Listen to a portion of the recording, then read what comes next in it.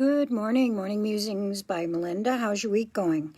It's going, right? Like we still are in the middle of a pandemic, and I'm still talking to nurses that say it's a war zone in the hospitals, and there are still people that are crossing over from this terrible disease. So we have to keep ourselves focused on holding space for them and holding space for the people that have lost others.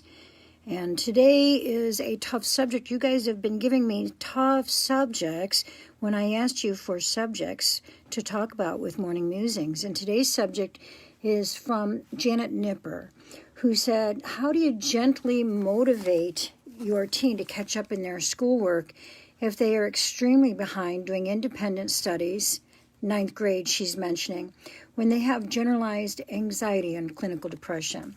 Well, that's, not an easy answer. And right now, kids are having a lot of anxiety and depression because things are so abnormal. And you know how a year flies by for us as we get older?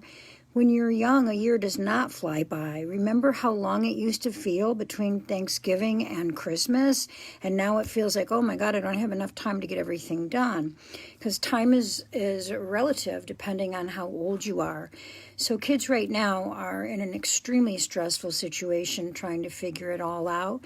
And working parents are in extremely stressful situations trying to figure it all out and how to help their child. It's not easy to be a parent to begin with, and teenage years are tough.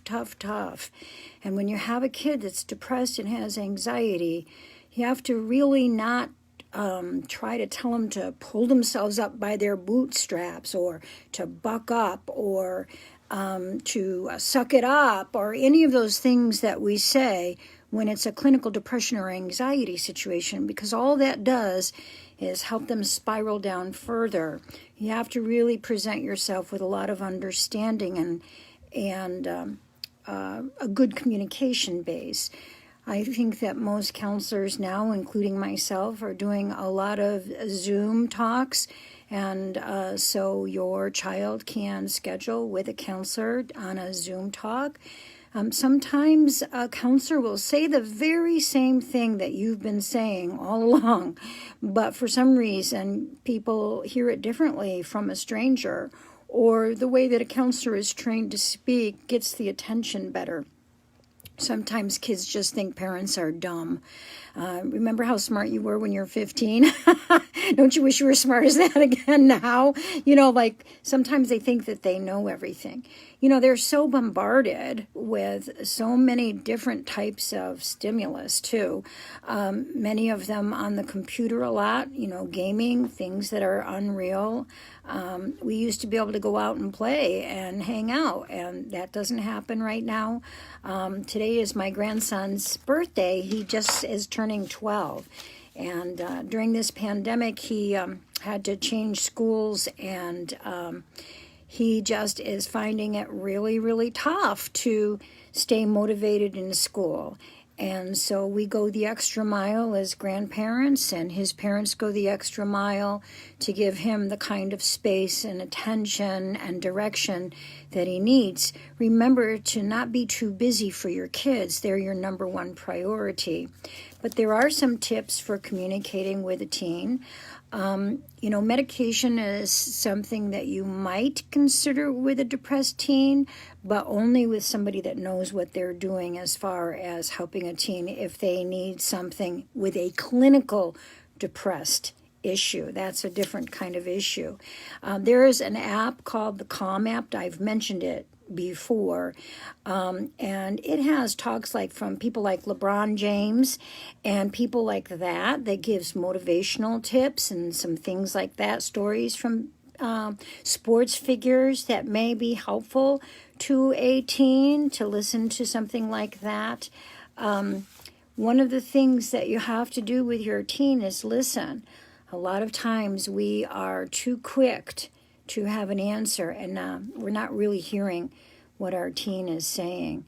We're not really getting the depth of how they're feeling if they don't feel like they belong, if they are not a popular kid, if they're considered not a jock or a nerd. You know how kids group themselves up? It's so hard. And unfortunately, in today's world, since we as adults feel somehow that it's permissible to bully each other over politics, kids are learning that that's an okay thing to do, and it's really not, you know. So we've got ourselves to look at right here as we evaluate the collective consciousness, or who we are as a society, and how that trickles down to the kids and students. When we have a congresswoman that is chasing a child down who was caught in a school shooting and is already suffering from PTSD and feels like his option is to try to make a difference, we're in trouble in this country. So we really have to make sure that we have an awareness that we have to kind of honor each other and honor the kids and their experiences. So first and foremost, you've got to listen to your teen. My daughter, who is a highly successful person, she's my baby. She'll be 40 this year. My oldest child will be 48 this year, and I was mostly a single parent. She had a real tough time with high school, and that was without a pandemic and without everything that's going on. And we really looked at options, and one of her options was to go ahead and get a GED and go right on to community college, because she had a maturity level and she had an anxiety level that contributed to high school being very difficult. So we looked at all of our options, and that's what she did. She left high school at 16. She went right to a community college and spent some time there, because classes were not regulated all day, and she had time in between classes, and the students were different energy frequency. It made it easier. And then she went on and got her her bachelor's, her master's, and she's a highly successful person. Sometimes we have to think outside of the box for our kids, and not try to keep them in a box. So we have to listen to what they really need, have to validate their feelings. You can't say, well, you don't feel that way, or just because so-and-so feels that way. Remember that old thing like, oh, if Johnny jumped off the Brooklyn Bridge, would you too? That's the way that, we were parented when in my age group, and some of us trickled that down, unfortunately, to our own kids, and didn't always value the kids the way they needed to be valued. But you have to make sure that you're validating their feelings. Show trust. Teens want to be taken seriously, especially by their parents. And so you have to look for ways to show that you trust them. Don't be a dictator. Give a lot of praise. Control your own emotions. Do things together as a family. Again, today is Elliot's 12th birthday. It's a pandemic. He can't have kids over. There's no party, whatever. And Bill and I actually blew up 120 balloons. And every balloon that I blew up, I was in a state of gratitude that I still have the lung power at my age to do it. And we made an archway of balloons for him when he walked into our house for our little party. And we made a game of hiding shark plates, where we put a dollar amount on the back of the shark plate. So he and his mother, we made her part of the game, because he needed somebody to play with, had to look for where the plates were hidden so they could collect the money. So, you got to be creative with kids right now and do things together as a family. Sometimes kids don't want you to do things with them as a family, and you can't force it, but you have to try to incorporate it in some form or fashion, especially if you sit down and eat together. That's really important. Don't shove things down kids' throat. They're individuating. They're trying to figure out who they are and how they're different from you, whether that be religiously or politically, or the fact that they want to have wild hair, which, is what I'm doing right now, is individuating again at my age with wild hair. Just, let them be who they are. Choose your battles, for God's sakes. Don't expect your teen to be 100% perfect. probably reward rather than punish. Sometimes when we, say, well, if you don't get all A's or B's or whatever, I'm going to take your phone away from you. Maybe make it a reward system instead. Remember that teens' bodies and brains are still developing, that the frontal lobe of your brain that makes you an adult does not develop until over 24 years old. And so, gosh, we've got to remember that. A teen kid can appear very, very mature, but, they still are developing. We have to remember that. Don't corner your kid. Let your child be honest with you. We had open dialogue in our household about all kinds of things, including sex.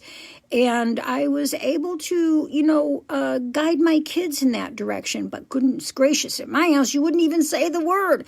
I never saw a guy in underwear until I got married. My father never walked around in his underwear. So, you have to be open with the kids, especially since they're bombarded with things on the television and internet that you have to explain appropriately. You can't put your head in the sand and not be able to explain things. Remember this, if a kid is old enough to ask a question, they're old enough to get an honest answer. Don't bullshit your kid. They'll know it. Tell them the facts.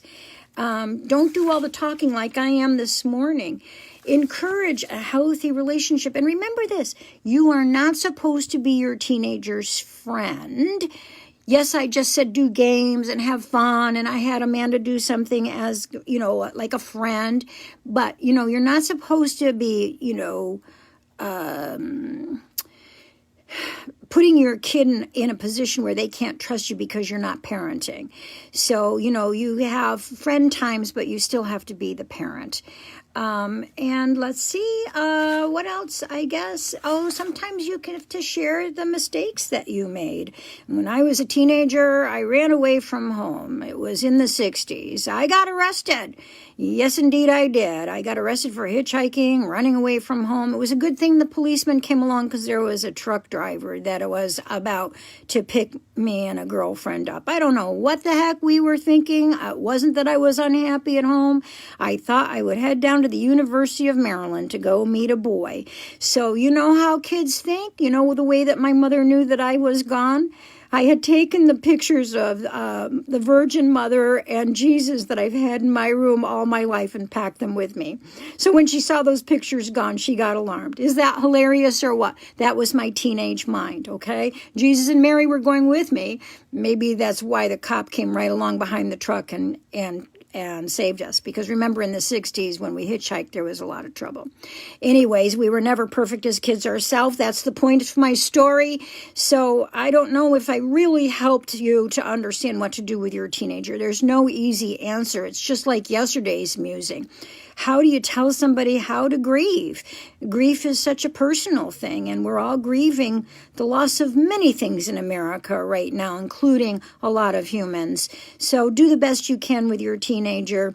Be honest, be direct, be loving, be considerate, listen, share, and if they need an extra helping hand, get them to a counselor. Have a great day.